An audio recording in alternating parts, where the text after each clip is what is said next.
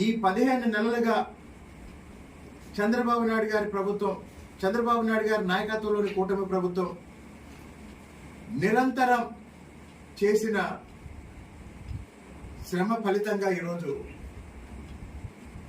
2025-26 ఆర్థిక సంవత్సరం 2025-26 ఆర్థిక సంవత్సరం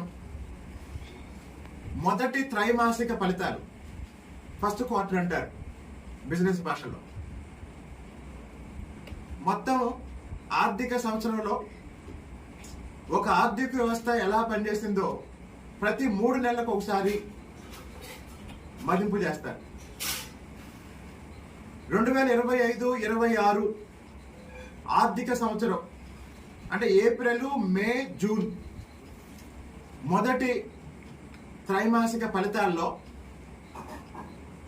జాతీయ స్థాయిలో అంటే భారతదేశ ఆర్థిక వ్యవస్థ 8.8% వృద్ధిని రికార్డు చేస్తే, భారతదేశ ఆర్థిక వ్యవస్థ 8.8% వృద్ధిని రికార్డు చేస్తే, అదే సమయంలో ఆంధ్రప్రదేశ్ రాష్ట్ర ప్రభుత్వం 10.5% ఆర్థిక వృద్ధిని నమోదు చేసింది.